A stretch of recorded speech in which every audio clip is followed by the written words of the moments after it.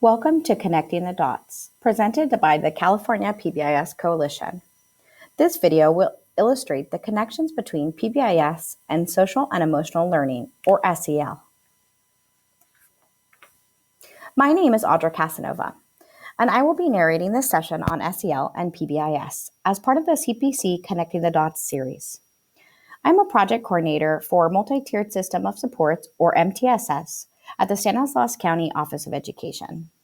I also represent Region 6 as one of the CPC leadership team members, and I thank you for joining us for a few brief moments. As a reminder, the CPC is a collaborative organization dedicated to providing a standard of practice for PBIS through the work of technical assistance centers across the state and represent Southern, Central, and Northern California with responsibilities shared across these 11 regions. The CPC also works in direct collaboration with the Center on PBIS partner Susan Barrett and the Center on PBIS co-director Dr. Kent McIntosh. Today's session will provide an overview of how SEL practices can both support and enhance the PBIS framework to create effective and efficient learning environments for all. Increasingly, researchers have recommended teaching social-emotional competencies within a preventative focus, multi-tiered public health model. Because simply adopting an SEL curriculum does not lead to adequate implementation or improved outcomes. Positive Behavioral Interventions and Supports, PBIS, provides an ideal framework for promoting social-emotional competencies to improve outcomes for the whole child.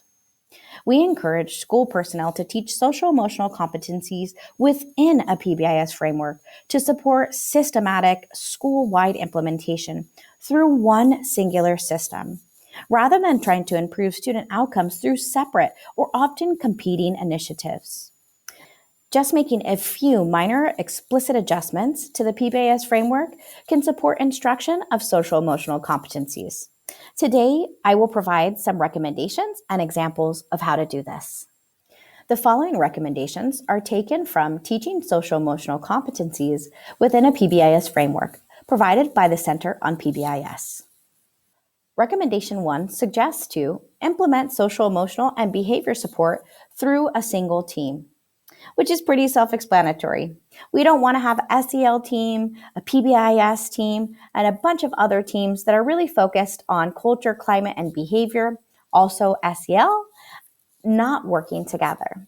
So let's put those teams together. Your PBIS team should be expansive enough to be able to cover things like school safety, SEL, mental health, so on and so forth. Recommendation 2, expand the data that teams use to identify which skills to teach. To determine which social-emotional skills need to be prioritized for instruction, teams can begin with a thorough review of school, family, and community data. By including broader sources of data, teams are better positioned to teach social-emotional competencies, deliver instruction at sufficient intensities, and continuously monitor factors affecting their students. Examples of data that district teams might consider include attendance data, school climate survey results, student visit to school specialists such as the counselor, nurse, or social workers, calls to community crisis centers, and proportion of families in the community affected by substance abuse, incarceration, or perhaps domestic abuse. Recommendation 3, teach social-emotional competencies using PBIS instructional systems. Once teams have prioritized the social-emotional competencies to be taught, they can develop a plan for teaching lessons in which the targeted skills are connected to the PBIS curriculum. This process includes infusing the social-emotional competencies into the school-wide PBIS expectations by adding behaviors associated with social-emotional competencies to a teaching matrix. A sample of this will be shared shortly. Recommendation 4, promote adult wellness by creating a nurturing staff environment. For any school initiative to be successful, it is important to attend to context for the adults in the building. Part of creating a nurturing environment is providing the support needed to do the work well, such as appropriate training, technical assistance, and coaching. With social-emotional competencies embedded into PBIS, staff may be less likely to view them as an extra burden or as a separate initiative.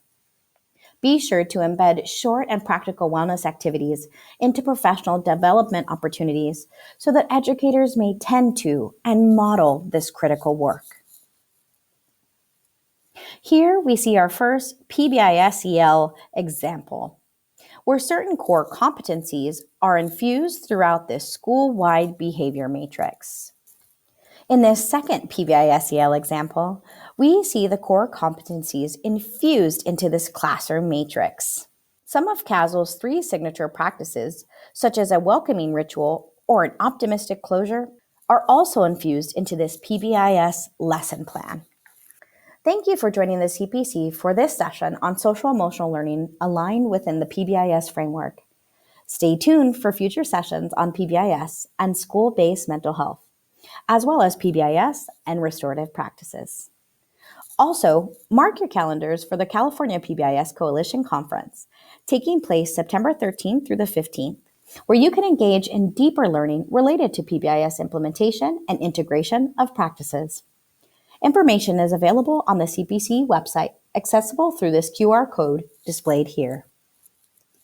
For more information on the California PBIS Coalition, please visit our website at pbisca.org. And for all the latest updates related to PBIS, please visit the website for the Center on PBIS at pbis.org. Thank you for your time, and we look forward to you being a part of the California PBIS Coalition's Connecting the Dots Learning Series.